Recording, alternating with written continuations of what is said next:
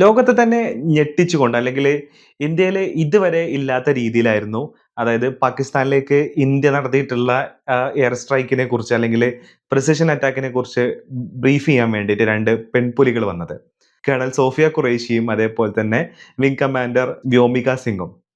അപ്പൊ ഇവരെക്കുറിച്ച് പറയുകയാണെന്നുണ്ടെങ്കിൽ ശരിക്കും ഈ ഒരു വാർത്ത കണ്ട സമയത്ത് ഞാനും അത്ഭുതപ്പെട്ടു പോയി. ആരാണ് ഇവര്? ഏതാണ് ഈ പെൺപുലികൾ എന്നുള്ള ഒരു സാധനം എന്റെ മനസ്സിലേക്കും വന്നു പോയി. അപ്പൊ അതിനകത്ത് സോഫിയ ഖുറൈഷി എന്ന് പറയുന്നത് ശരിക്കും ഇന്ത്യൻ ആർമിയിലെ എക്സ്പീരിയൻസ്ഡ് ആയിട്ടുള്ള ഒരു വുമൺ ഓഫീസറാണ്.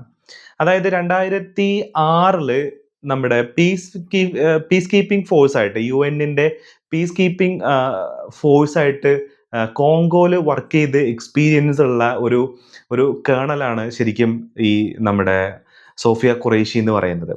അത് മാത്രമല്ല, ഇന്ത്യ സംഘടിപ്പിച്ചിട്ടുള്ള ലാർജ് ആയിട്ടുള്ള ഒരു ഒരു ഒരു മിലിറ്ററി അഭ്യാസ പ്രകടനമായിരുന്നു എക്സസൈസ് 18 എന്ന് പറയുന്നത്. 2016 സംഘടിപ്പിച്ചിട്ടുള്ള, അതായത് ഏകദേശം 18ഓളം ഏഷ്യൻ രാജ്യങ്ങൾ പങ്കെടുത്തിട്ടുള്ള ഒരു ഒരു മിലിറ്ററി ഒരു സംയുക്ത അഭ്യാസ പ്രകടനമായിരുന്നു അത്. യഥാർത്ഥത്തില് അതായത് മൈനിനെ ഹ്യൂമനിറ്റേറിയൻ എയ്ഡ് ഉപയോഗിച്ചിട്ട് അല്ലെങ്കിൽ എയ്ഡിന് വേണ്ടിയിട്ട് മൈനുകളെ എങ്ങനെ ഡിസ്മാൻഡിൽ ചെയ്യാം അല്ലെങ്കിൽ മൈനുകളെ എങ്ങനെ കണ്ടെത്താം, അതിന്റെ ഒരു എക്സസൈസും അതേപോലെ തന്നെ പീസ് കീപ്പിങ്ങും ആയിരുന്നു അതിന്റെ ഒരു പ്രധാനപ്പെട്ട ഒരു ഉദ്ദേശം എന്ന് പറയുന്നത്, ആ ഒരു ഒരു മിലിറ്ററി ഒരു സംയുക്ത പ്രകടനത്തിന്റെ. അപ്പൊ അന്ന് അതിന് ചുക്കാൻ പിടിച്ച 18 രാജ്യങ്ങളിൽ നിന്നും പങ്കെടുത്തത് പുരുഷന്മാരാണെന്നുണ്ടെങ്കിൽ ഇന്ത്യയിലുള്ള ടീമിനെ അന്ന് ലീഡ് ചെയ്തത് ഈ പറയുന്ന സോഫിയ ഖുറൈഷി ആയിരുന്നു എന്നുള്ളതാണ്. അപ്പൊ അത്രത്തോളം എക്സ്പീരിയൻസ്ഡ് ആയിട്ടുള്ള ഒരാളാണ് ശരിക്കും സോഫിയ ഖുറൈഷി എന്ന് പറയുന്നത്. അതേപോലെ തന്നെയാണ് വിംഗ് കമാൻഡർ വ്യോമിക സിംഗ് എന്ന് പറയുന്നത്. അതായത് ഏകദേശം 2500ഓളം ഫ്ലൈറ്റ് എക്സ്പീരിയൻസ് ഉള്ള ഒരു ഒരു എന്താ പറയാ ഒരു വിംഗ് കമാൻഡർ ആണ് ശരിക്കും നമ്മുടെ വ്യോമിക സിംഗ് എന്ന് പറയുന്നത്. മാത്രമല്ല, പുള്ളിക്കാരി യഥാർത്ഥത്തിൽ ഒരു ഹെലികോപ്റ്റർ പൈലറ്റ് ആണ്.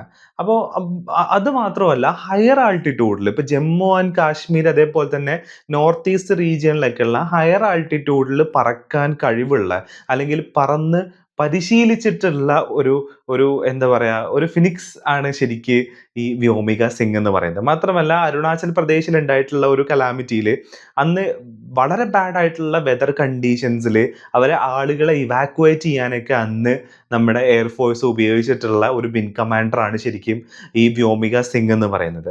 അപ്പൊ ഈ 2 വ്യക്തികളെ യഥാർത്ഥത്തിൽ ഇന്ത്യ മുന്നോട്ട് വെക്കുമ്പോൾ, അതിനെ ബ്രീഫ് ചെയ്യാൻ വേണ്ടിയിട്ട് മുന്നോട്ട് വെക്കുന്ന സമയത്ത് ശരിക്കും മനസ്സ് നിറഞ്ഞു എന്നുള്ളതാണ്.